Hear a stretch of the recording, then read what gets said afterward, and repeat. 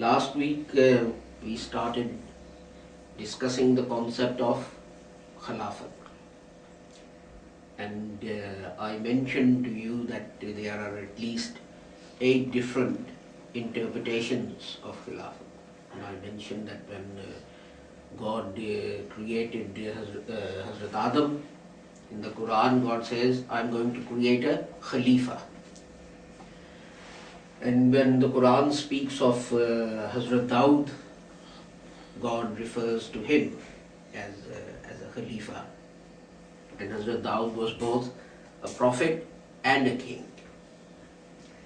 So this was all preceding Islam.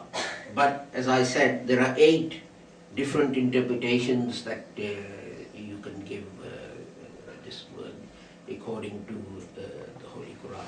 The question that arises, how does the concept of Khilafat after the Holy Prophet Muhammad sallallahu alaihi wasallam came into Islam? And that is, it's called Ayat-e-Istikhlaf, the verse of succession, if you would like, which is given in chapter 24, it's verse 55. And it says, وَأَعْدَ اللَّهُ الَّذِينَ آمَنُوا مِنْكُمْ وَعَمِلُوا الصَّالِحَاتِ لِيَسْتَخْلِفَنَّكُمْ فِي الْأَرْضِ كَمَا اسْتَخْلَفَ الَّذِينَ مِنْ قَبْلِهِمْ.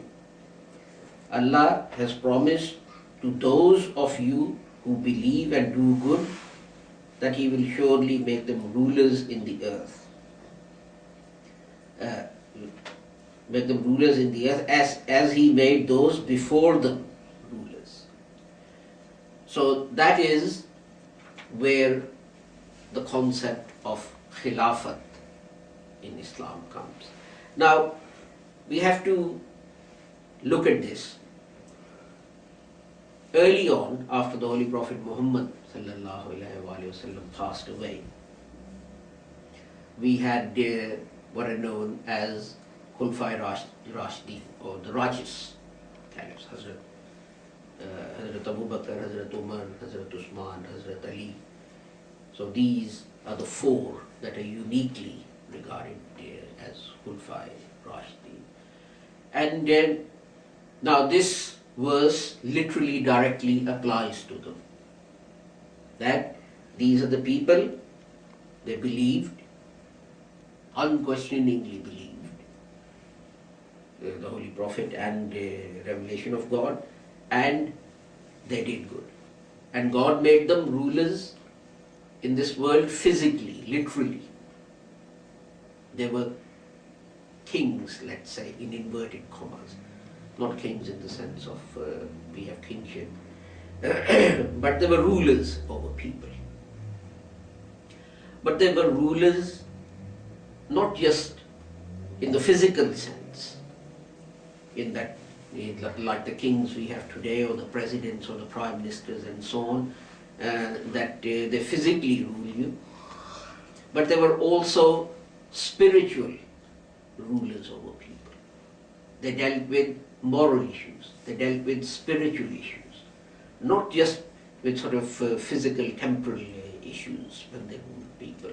And we have this thing, don't we, that if you remember when some time ago John Major was running an election campaign, and his slogan was, "We're going back to family values." There was uproar in the country. What was the uproar about? People said he is trying to bring morality into politics. And if you bring morality into politics, then, how far will you go? Will you do this? Will you do that? And so on and so forth. So, the same thing happened in the Islamic world. For example, after Hazrat Ali, you had Amir Muawiyah, and then of course you had Yazid, who actually went so far as to martyr Hazrat Imam Hussain alayhi salam. So you had those people within a few years, 30, 40, 50 years of the passing away of the Holy Prophet Muhammad, people who were not morally or spiritually fit to lead the Muslim Ummah, but they were rulers in the physical sense. So this separation took place. So what happened to this succession that God had promised? Did that come to an end when, we know that the Khilafat later on, they would drink and they would do all kinds of things. The later Umayyah, people from Banu Umayyah and Banu Abbas and so on. So, of course, there were people among them who were good as well. But then if you look at it the other way, not everyone who, in the words of this verse, believes and does good, becomes a Khalifa. So this separation, how was this to be treated? And I'll give you an example, a modern day example. And that is that Elizabeth II is the queen of this country. And yet when Princess Diana died, there was such an outpouring of grief and so on that people termed her Queen of Hearts. So in the legal sense, in the constitutional sense, you had one queen who ruled over this realm. But in the sense of motivating people, being in people's hearts, being able to inspire them to do things, that was someone else. And I remember I was doing some work and I remember going to B&Q, and would you believe it? There was no other car on the road. All the way to B&Q and all the way back, there was no other car on the road. Everyone was at home watching her funeral on television. The point I'm trying to make by this example is that in this world, even now, you can have a situation where in the physical sense there is one ruler, but in other senses, in moral and spiritual senses, you can have other people who rule a community or a country and so on and so forth. And this is what happened with Islam. When those who were physical rulers, when those who commanded the armies and lived in palaces and so on, they went astray from Islam. To preserve the purity of his religion, God then raised men from amongst this ummah. And this was in line with a hadith of the Holy Prophet Muhammad sallallahu alaihi wasallam, where he said that at the head of every century, God will raise from among these people someone who will purify for them their religion. Islam doesn't need purification, but the way we interpret it, the way we act upon it, so on, those are the things that need purification, etc.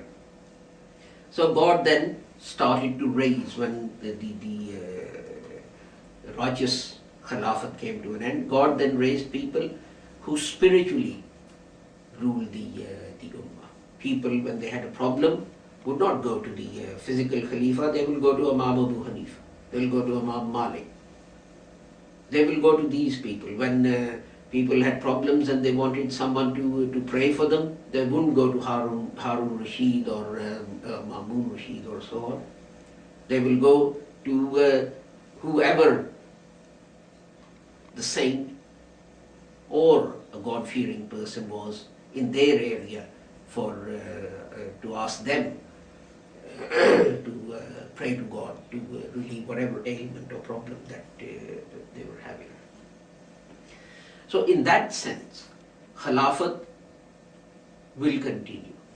But these people that God raises, in other words, who are called Mujaddideen, that chain will carry on until the end of time. And what is the reason? Because new problems will arise every so often. And you will need someone to deal with those problems, etc. 100 years ago, 125 years ago, when Hazrat Sahib made his claim, Muslims were in a terrible state. physically, morally, spiritually, and so on. And he raised their spirits so much that Muslims at that time came to UK and started propagating Islam to the British who ruled. We see things change.